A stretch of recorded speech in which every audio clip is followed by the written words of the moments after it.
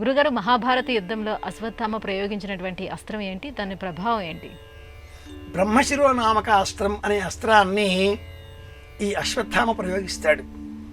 అశ్వత్థామ మహాభారత యుద్ధంలో శల్య పర్వంలో మనకు దర్శనమిస్తాడు. ద్రోణ పర్వం చివరలో, శల్య పర్వంలో, సౌప్తిక పర్వంలో, ఈ మూడింటిలో అశ్వత్థామ వృత్తాంతాన్ని మనం చూడవచ్చు.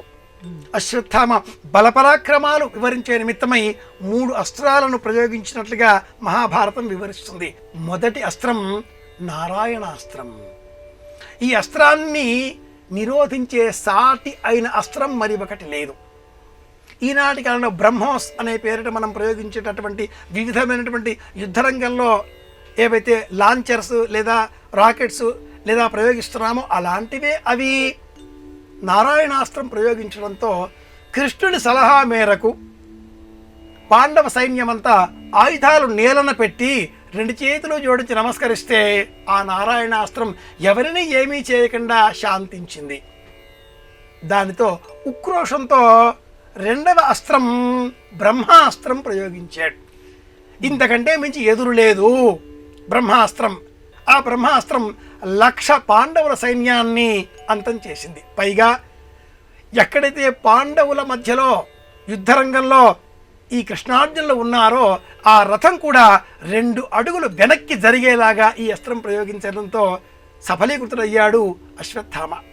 కర్ణుడు కూడా ఇలాంటి అస్త్రాన్ని ప్రయోగించి సఫలీకృతుడు అవుతాడు. ఇక్కడ ఉన్నది నరనారాయణులు కనుక, కృష్ణార్జునులు కనుక అశ్వత్థామ విఫలం చెందడంతో సౌప్తిక పర్వం మధ్యలో మళ్ళీ కుపితుడైన అశ్వత్థామ పట్టలేక బ్రహ్మశిరో నామక అస్త్రం అనేటటువంటి భయంకరమైన అస్త్రాన్ని ప్రయోగిస్తాడు.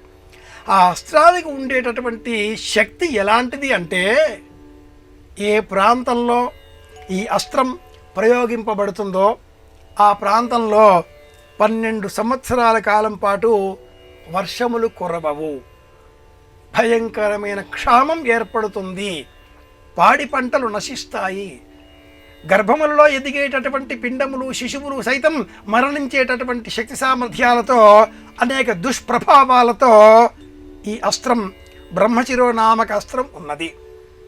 ద్రుపదుడిని పట్టి బంధించి తనకు అప్పగించిన సందర్భంలో ద్రోణుడు ఈ అస్త్రాన్ని అర్జునుడికి బోధించి, నాయనా వివేకం తెలిసిన వాడివి, అన్ని అస్త్రాలతో పాటు ఇది బోధిస్తున్నాను, ప్రయోగించకు అని చెప్పడంతో 18 రోజుల యుద్ధంలో ఎన్ని కష్టాలు వచ్చినా ఏనాడు అర్జునుడు బ్రహ్మశిరో నామక అస్త్రాన్ని ప్రయోగించలేదు.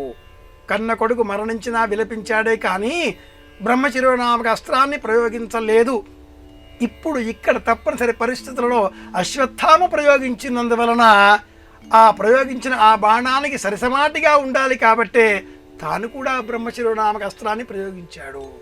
కనుక ఈనాటి కాలంలో మనం ఏవైతే అమ్యూనిషన్ అన్న పేరిట బాంబర్లు, జెట్ ఫైటర్స్ చెప్పుకుంటున్నామో ఆనాటి కాలంలో వాళ్ళు ఇలాంటివి వినియోగించారు. వారుణాస్త్రం, ఆగ్నేయాస్త్రం, ఐంద్రాస్త్రం అలాంటి వాటిల్లో ఒకటి బ్రహ్మశిరో నామకాస్త్రం. ఇది అశ్వత్థామ ప్రయోగించిన చివరి అస్త్రం. దీనితో మహాభారతం పూర్తి అవుతుంది.